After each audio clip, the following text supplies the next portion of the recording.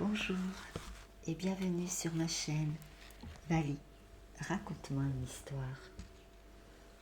Je vais vous raconter un nouveau conte de Maupassant, conte du jour et de la nuit. Adieu, très belle écoute à tous. Les deux amis achevaient de dîner. De la fenêtre du café, ils voyaient le boulevard couvert de monde. Ils sentaient passer ces souffles tièdes qui courent dans Paris par les douces nuits d'été et font lever la tête aux passants et donnent envie de partir, d'aller là-bas, on ne sait où, sous des feuilles, et font rêver de rivières éclairées par la lune, de vers luisants et de rossignols. L'un d'eux, Henri Simon, prononça en soupirant profondément. « Ah, je vieillis, c'est triste. Autrefois, par des soirs pareils, je me sentais le diable au corps. Aujourd'hui, je ne me sens plus que des regrets. Ça va vite, la vie. » Il était un peu gros déjà. Vieux de 45 ans peut-être et très chauve. L'autre, Pierre Carnier, à rien plus âgé, mais plus maigre et plus vivant, reprit. « Moi, mon cher, j'ai vieilli sans m'en apercevoir, le moins du monde.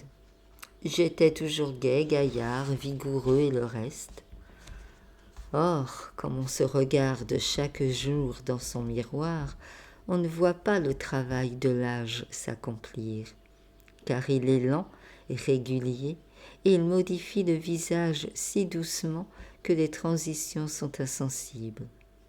C'est uniquement pour cela que nous ne mourrons pas de chagrin après 2 ou 3 ans seulement de ravages, car nous ne les pouvons apprécier. Il faudrait pour s'en rendre compte rester 6 mois sans regarder sa figure. Oh alors, quel coup! Et les femmes, mon cher, comme je les plains, les pauvres êtres. Tout leur bonheur, toute leur puissance, toute leur vie sont dans leur beauté qui dure 10 ans. Donc moi, j'ai vieilli sans m'en douter. Je me croyais presque un adolescent alors que j'avais près de 50 ans. Ne me sentant aucune infirmité d'aucune sorte, j'allais heureux et tranquille. La révélation de ma décadence m'est venue d'une façon simple et terrible, qui m'a atterré pendant près de 6 mois. Puis j'en ai pris mon parti. J'ai été souvent amoureux, comme tous les hommes, mais principalement une fois. Je l'avais rencontré au bord de la mer à Étretat, voici 12 ans environ, un peu après la guerre. Rien de gentil comme cette plage, le matin à l'heure des bains. Elle est petite, arrondie en fer à cheval, encadrée par ses hautes falaises blanches, percées de ces trous singuliers qu'on nomme les portes. L'une énorme allongeant dans la mer sa jambe de géante, l'autre en face accroupie et ronde. La foule des femmes se rassemble, se masse sur l'étroite langue de galets qu'elle couvre d'un éclatant jardin de toilettes claires dans ce cadre de hauts rochers. Le soleil tombe en plein sur les côtes, sur les ombrelles de toutes nuances, sur la mer d'un bleu verdâtre. Et tout cela est gai, charmant, sourit aux yeux. On va s'asseoir tout contre l'eau et on regarde les baigneuses. Elles descendent, drapées dans un peignoir de flanelle qu'elles rejettent d'un joli mouvement en atteignant la frange d'écume des courtes vagues. Et elles entrent dans la mer d'un petit pas rapide qui arrête parfois un frisson de froid délicieux, une courte suffocation. Bien peu résistent à cette épreuve du bain. C'est là qu'on les juge, depuis le mollet jusqu'à la gorge. La sortie surtout révèle les faibles, bien que l'eau de mer soit d'un puissant secours aux chairs amollies. La première fois que je vis ainsi cette jeune femme, je fus ravi et séduit. Elle tenait bon, elle tenait ferme. Puis il y a des figures dont le charme entre en nous brusquement, nous envahit tout d'un coup. Il semble qu'on trouve la femme qu'on était né pour aimer. J'ai eu cette sensation et cette secousse.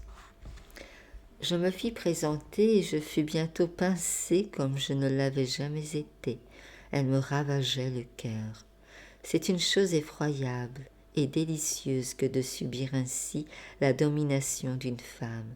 C'est presque un supplice et en même temps un incroyable bonheur. Son regard, son sourire, les cheveux de sa nuque quand la brise les soulevait, toutes les plus petites lignes de son visage, les moindres mouvements de ses traits me ravissaient, me bouleversaient, m'affolaient. Elle me possédait par toute sa personne, par ses gestes, par ses attitudes, même par les choses qu'elle portait qui devenaient ensorcelantes. Je m'attendrissais à voir sa voilette sur un meuble, ses gants jetés sur un fauteuil. Ses toilettes me semblaient inimitables. Personne n'avait des chapeaux pareils aux siens. Elle était mariée, mais l'époux venait tous les samedis pour repartir les lundis. Il me laissait d'ailleurs indifférent. Je n'en étais point jaloux. Je ne sais pourquoi. Jamais un être ne me parut avoir aussi peu d'importance dans la vie, n'attira moins mon attention que cet homme. Comme je l'aimais, elle. Et comme elle était belle, gracieuse et jeune, c'était la jeunesse, l'élégance et la fraîcheur même. Jamais je n'avais senti de cette façon, comme la femme est un être joli, fin, distingué, délicat, fait de charme et de grâce. Jamais je n'avais compris ce qu'il y a de beauté séduisante dans la courbe d'une joue, dans le mouvement d'une lèvre, dans les plis ronds d'une petite oreille, dans la forme de ce sot organe qu'on nomme le nez. Cela dura 3 mois, mais je partis pour l'Amérique, le cœur broyé de désespoir. Mais sa pensée demeura en moi, persistante, triomphante. Elle me possédait de loin comme si elle m'avait possédé de près. Des années passèrent. Je ne l'oubliais point. Son image charmante restait devant mes yeux et dans mon cœur, et ma tendresse lui demeurait fidèle. Une tendresse tranquille maintenant, quelque chose comme le souvenir aimé de ce que j'avais rencontré de plus beau et de plus séduisant dans la vie. 12 ans sont si peu de choses dans l'existence d'un homme. On ne les sent point passer. Elles vont l'une après l'autre, les années, doucement et vite, lentes et pressées. Chacune est longue et sitôt finie. Et elles s'additionnent si promptement. Elles laissent si peu de traces derrière elles. Elles s'évanouissent si complètement qu'en se retournant pour voir le temps parcouru, on n'aperçoit plus rien. Et on ne comprend pas comment il se fait qu'on soit vieux. Il me semblait vraiment que quelques mois à peine me séparaient de cette saison charmante sur le galet d'Étretat. J'allais au printemps dernier dîner à Maison Lafitte chez des amis. Au moment où le train partait, une grosse dame monta dans mon wagon, escortée de 4 petites filles. Je jetai à peine un coup d'œil sur cette mère poule très large, très ronde, avec une face de pleine lune qu'encadrait un chapeau enrubanné. Elle respirait fortement, essoufflée d'avoir marché si vite, et les enfants se mirent à babiller. J'ouvris mon journal et je commençai à lire. Nous venions de passer Asnières quand ma voisine me dit tout à coup « Pardon, monsieur, n'êtes-vous pas monsieur Carnier ?»« Oui, madame. » Alors elle se mit à rire, d'un rire content de brave femme et un peu triste pourtant.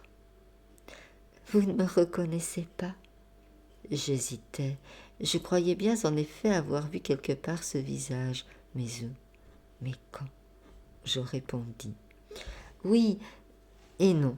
Je vous connais certainement sans retrouver votre nom. » Elle rougit un peu.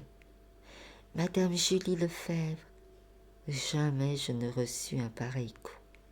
Il me sembla en une seconde que tout était fini pour moi. Je sentais seulement qu'un voile s'était déchiré devant mes yeux et que j'allais découvrir des choses affreuses et navrantes. C'était elle, cette grosse femme commune, elle. Et elle avait pondu ces 4 filles depuis que je ne l'avais vue. et ces petits êtres m'étonnaient autant que leur mère elle-même. Ils sortaient d'elle, ils étaient grands déjà, ils avaient pris place dans la vie, tandis qu'elle ne comptait plus, elle, cette merveille de grâce, coquette et finie. Je l'avais vue hier, me semblait-il, et je la retrouvais ainsi. Était-ce possible? Une douleur violente m'étreignait le cœur, et aussi une révolte contre la nature même, une indignation irraisonnée contre cette œuvre brutale, infâme de destruction. Je la regardais effarée, puis je lui pris la main, et des larmes me montèrent aux yeux. Je pleurais sa jeunesse, je pleurais sa mort, car je ne connaissais point cette grosse dame. Elle émue aussi balbutia. Je suis bien changée, n'est-ce pas? Que voulez-vous, tout passe. Vous voyez, je suis devenue une mère, rien qu'une mère, une bonne mère. Adieu le reste, c'est fini. Oh, je pensais bien que vous ne me reconnaîtriez pas si nous ne nous rencontrions jamais. Vous aussi d'ailleurs, vous êtes changée. Il m'a fallu quelque temps pour être sûre de ne point me tromper. Vous êtes devenu tout blanc. Songez, voici 12 ans. 12 ans. Ma fille est née à 10 ans déjà. Je regardais l'enfant et je retrouvais en elle quelque chose de charme ancien de sa mère, mais quelque chose d'indécis encore, de peu formé, de prochain. Et la vue m'a paru rapide comme un train qui passe. Nous arrivions à Maison Laffitte. Je baisais la main de ma vieille amie. Je n'avais rien trouvé à lui dire que d'affreuses banalités. J'étais trop bouleversée pour parler. Le soir, tout seul chez moi, je me regardais longtemps dans ma glace, très longtemps, et je finis par me rappeler ce que j'avais été, par revoir en pensée ma moustache brune et mes cheveux noirs, et la physionomie jeune de mon visage. Maintenant, j'étais vieux. Adieu. Je vous remercie de m'avoir écouté. Si cela vous a plu, merci de liker, partager, commenter, de vous abonner. À très vite.